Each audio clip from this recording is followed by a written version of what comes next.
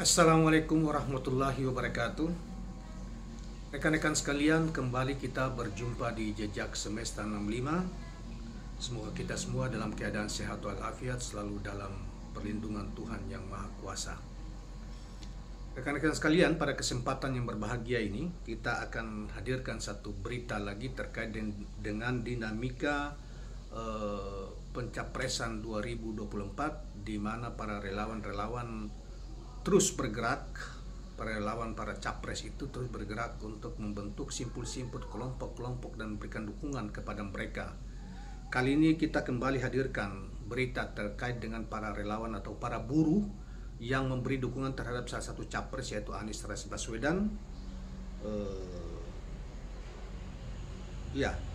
Yang beritanya kita ambil dari ABW News.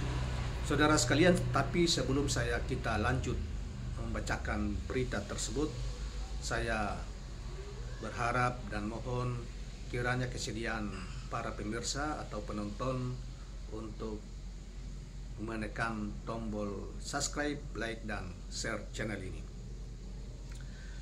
Saudara sekalian,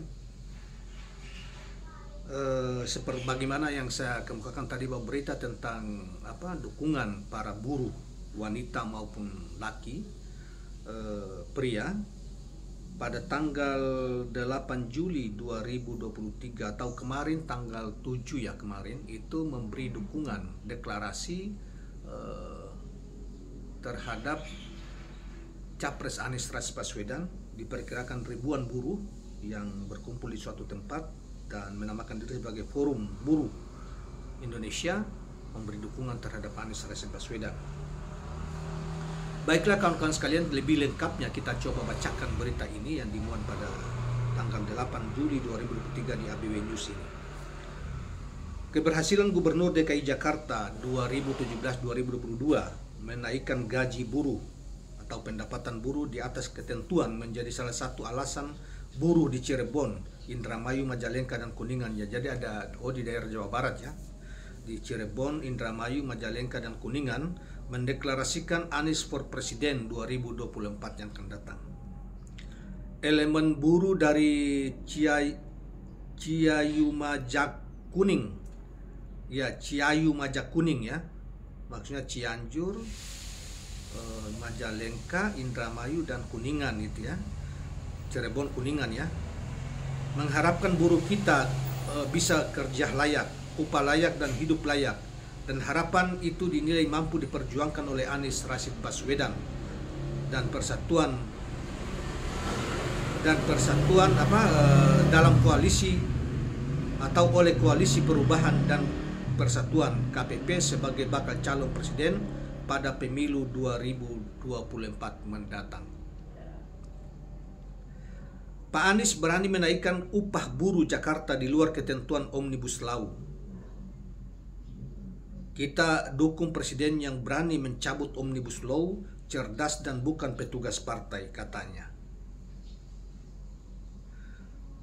Ujar Ketua Panitia Forum Buruh Ciayu Majak Kuning, Sugiharto, kepada media usai deklarasi Anies for Presiden 2024 di Evander Badminton Center, Desa Andir, Kecamatan Jatiwangi, Majalengka, Jawa Barat, Jumat 7 Juli 2023. Jadi deklarasinya itu berlangsung pada hari kemarin atau Jumat 7 Juli 2023 kemarin.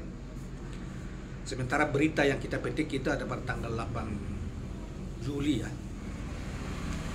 Saudara sekalian, selanjutnya Sugiharto mengatakan nasib keempat daerah dari Cirebon, Indramayu, Majalengka, dan Kuningan saat ini menjadi korban rendahnya kenaikan upah mereka yang umumnya bekerja di pabrik atau sektor buruh. Dia menjelaskan tahun 2021 upah buruh hanya naik 18.000. Subhanallah. Di tahun 2022 naik 78.000. Di 2023 naik menjadi 153.000. Untuk upah di sektor padat karya seperti tekstil di Majalengka dari gaji 2.180.000 kemudian dipotong 25% sekitar 500.000, jadi mereka terima 1,5 juta per bulan. Sugiharto juga menyayangkan Gubernur Jawa Barat Ridwan Kamil yang takut menaikkan upah buruh Jawa Barat dan hanya ikut aturan Omnibus Law. Jadi harapan kita akan kerja layak, upah layak, dan hidup layak hanya bisa dititip kepada Anies Rashid Baswedan. Ya memang saudara sekalian, Anies ini kepedulian terhadap buruh, terutama rakyat yang berpendapatan kecil, petani, nelayan, buruh dan lain sebagainya sangat tinggi ya. Dan terutama mereka yang sebetulnya berupaya untuk menaikkan tarif mereka, gaji mereka, upah mereka dalam rangka untuk mewujudkan hidup yang layak memenuhi kebutuhan dasar mereka. Dan itu yang dilakukan dilakukan ketika beliau menjadi Gubernur DKI Jakarta, terutama pada sektor buruh. Ketika pada saat itu, pada tahun yang lalu, pemerintah hanya menaikkan sekitar 18.000, 30-an ribu gitu loh ininya. Dan kemudian dia tidak setuju bahwa ini cara yang tidak benar. Karena itu dia kemudian, karena alasan COVID gitu ya. Tetapi dia mengatakan sekalipun COVID, tapi kan tidak semua sektor mengalami penurunan drastis. Tetapi kan sektor ketika COVID itu, ada juga sektor, misalnya sektor di bisnis kesehatan kan naik gila-gilaan, untung gila-gilaan. Oleh karena itu dia membuat simulasi dan dia tetap menaikkan upah buruh sangat relevan dengan apa yang dituntut oleh masyarakat. Bahkan bukan tidak dituntut pun, sebetulnya dia sudah punya kalkulasi. Dia punya ini, masyarakat hidup tidak layak untuk memenuhi kebutuhan hidup mereka.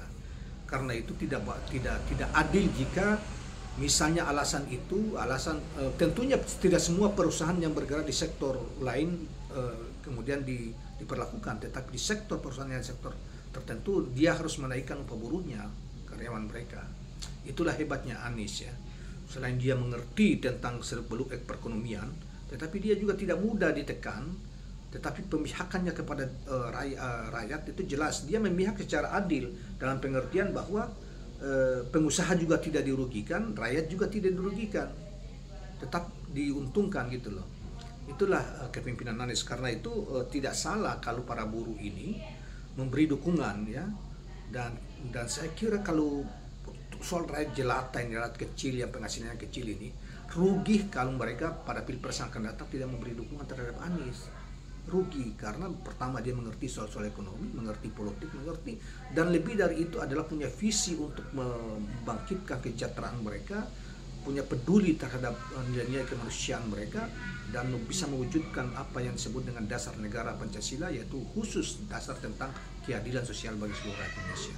Itulah yang selalu digaungkan, itu juga yang dicoba untuk diterapkan ketika dia memimpin DKI Jakarta, dan aman selama 5 tahun. Karena itu di akhir masa jabatannya diantar oleh masyarakat, buruh, dan seluruh lapisan ratusan ribu orang, bahkan diperkirakan menyentuh angka jutaan. Nah, jadi apa yang dikatakan oleh para koordinator yang mendeklarasikan ini benar apa Pak Sugiharto ini? Sementara itu Ketua Panitia Pelaksana Forum Ciyayumangkuning Mauludin mendeklarasikan 3 sikap dukungannya untuk Anies Baswedan. Yang pertama adalah bahwa dukungan capres ini dilaksanakan dalam rangka mewujudkan kerja layak, upah yang layak, dan hidup yang layak sesuai dengan amanat konstitusi Undang-Undang Dasar 1945 dari pekerja buruh yang ada di daerah Ciyayumajakuning, yaitu Cirebon, Indramayu, Majalengka, dan Kuningan. Keempat kabupaten ini telah menjadi korban keganasan Undang-Undang Cipta Kerja nomor 6, Undang-Undang nomor 6 tahun 2023, Omnibus Law yang menginginkan perubahan bagi bangsa Indonesia. Kedua, kami dari Forum Pekerja Buruh Ciyayumajakuning telah menyaksikan secara langsung bahwa Anies adalah gubernur yang pemberani menaikkan upah buruh dengan tidak menggunakan Undang-Undang Omnibus Law Cipta Kerja, sehingga menaikkan upah buruh dengan persentase lebih dari 6 kali lipat bila dibandingkan kenaikan yang menggunakan rumusan Undang-Undang Cipta Kerja. Untuk itulah maka kami dengan sepenuh hati dan ikhlas mendukung Bapak Anies Rashid Baswedan sebagai calon presiden yang ke-8 pada pemilu 2024 yang akan datang. Ketiga, Forum Pekerja Buruh Ciumajakuning siap bekerja sama dengan tim sukses atau relawan pendukung Anies Baswedan lainnya yang mengawal hasil perhitungan suara di TPS sampai KPU demi mengawal penyelenggaraan pemilu yang jujur, benar, dan adil. Kami siap berkolaborasi dengan semua relawan Anies di wilayah Ciumajakuning untuk menangkan Anies Rashid Baswedan sebagai Presiden RI 2024 yang akan datang. Demikianlah kawan-kawan sekalian berita tentang sejumlah buruh, ribuan buruh kemarin mendeklarasikan dukungan terhadap Anies Rashid Baswedan yang berasal dari beberapa kalangan Cirebon, ya, Kuningan, kemudian Majalengka dan lain sebagainya di Jawa Barat itu. Saya kira pilihan mereka tepat karena mereka melihat dan merasakan secara langsung. Hanya Anies yang berani, ya.